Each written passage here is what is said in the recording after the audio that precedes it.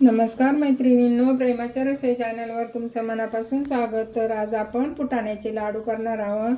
हे बघा, हे फुटाणे घेतलेत मी एक मोठी वाटी भरून।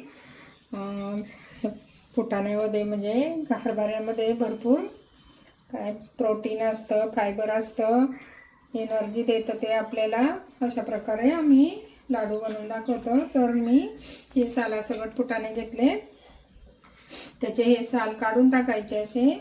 हे बघा, मी साल काढले हे भांड्याने। आणि 240 ml हे भांडं आहे। मी हे छोटं 120 आणि हे 240 असे हे भरून झालंय। आणि हे अर्धा म्हणजे दीड घेतलंय ते भांडं।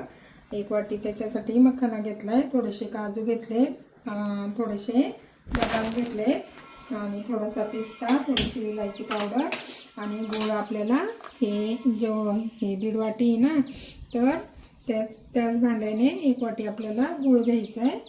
तर मी आता कढई तापायला ठेवली, त्याच्यात आपण थोडंसं तूप टाकून काजू बदाम भाजून घेऊ।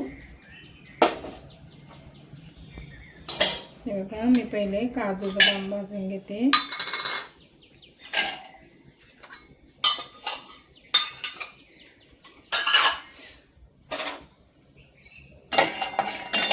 थोडेसे गुलाबी होईपर्यंत चांगले भाजून घ्यायचे।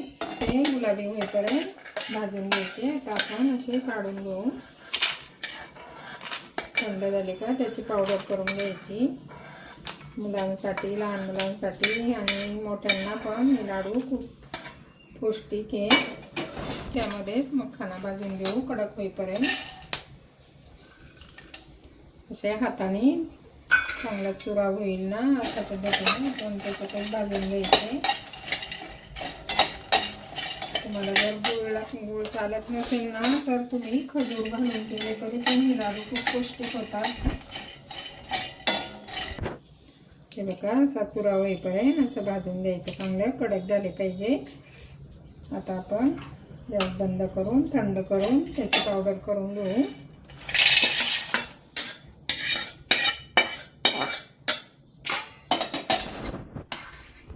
काजू बदामची पावडर करते, थोडं हे बदामची अशा पद्धतीने मी पावडर केली। जास्त बारीक पण नाही करायचं, जराशी कसं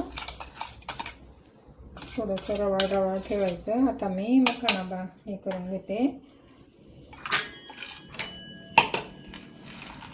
आता मखाना बारीक करून घेऊ आपण। आणि हे फुटाणे ना, हे भाजलेलेच असतात, त्याच्यामुळे ते भाजायचे नाही, ते तसेच बारीक पावडर करून घ्यायची त्याची। बघा, मखानाची अशा पद्धतीने पावडर केली, थोडीशी रवाळच ठेवायची, जास्त बारीक नाही करायचं। आता आपण फुटाणे बारीक करून घेऊ। फुटाण्याचे साल काढून घ्यायचे, एक अर्धा राहिला तरी चालेल, पण साल काढून घ्यायचे। फुटाण्याची पण अशी पावडर करून घ्यायची, जास्त बारीक नाही करायची, थोडीशी रवाळ ठेवायची, बारीक रव्यासारखी, म्हणजे छान होतात लाडू। आता मी सगळे वाटून घेते, सगळं याच्यात भांड्यात टाकते। आता आपण त्याच्यात ते थोडेसे मनुके टाकू, भाजून घेतलेत मनुके टाकून बारीक करून घ्यायचं।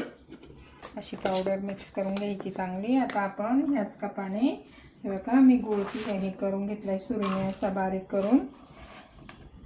आता आपण 1 कप बरोबर गूळ घ्यायचा। मी बरोबर 1 कप किसून ठेवलाय गूळ, बरोबर झालाय। आता आपण यामध्ये कढईत फक्त पाक नाही करायचा आपल्याला, फक्त चांगला उकळी येऊन द्यायची तूप टाकून। हे बघा, मी चमचाभर तूप टाकते आणि आपल्याला फक्त उकळी येऊन द्यायची। थोडंसं 1 चमचा पाणी टाकते, आपण याला चांगलं उकळून घेऊ। आपल्याला पाक करायचं नाही, एकतारी नाही, काय नाही, थोडंसं चिकट लागायला लागलं का आपल्याला त्या लाडूमध्ये ओतून घ्यायचं। गूळ चांगला वितळलाय, असं ताटात घेऊन बघायचं, थोडंसं असं चिकट लागलं का हे बघा असा चिवट चिवट लागतो. थोडीशी तार यायला लागली. हे बघा अशा पद्धतीने. आता आपण गॅस बंद करू.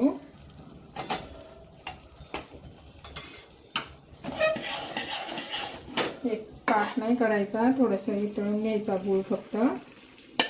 तर आपण हे मिश्रण याच्यात घातलं. आता आपण याच्यात विलायची पावडर टाकू आणि विलायची आणि जायफळ पावडर आहे. आता हे चांगलं मिक्स करून घेऊया. चांगलं एकजीव करून घ्यायचं, मग लाडू बांधायचे छान होतात. तर हे मिश्रण चांगलं आता मिक्स झालंय. आता आपण याचे लाडू बनवूया. थोडासा तुपाचा हात घ्यायचा.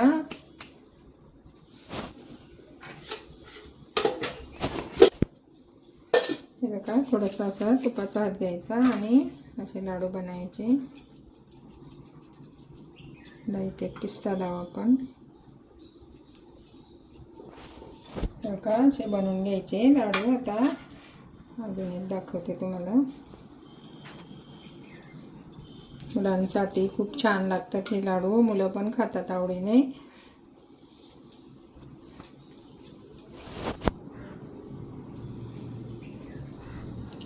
हे बघा अशा प्रकारे मी सगळे लाडू बांधून घेते. हे बघा आपला शेवटचा लाडू पण बनून झाला आहे.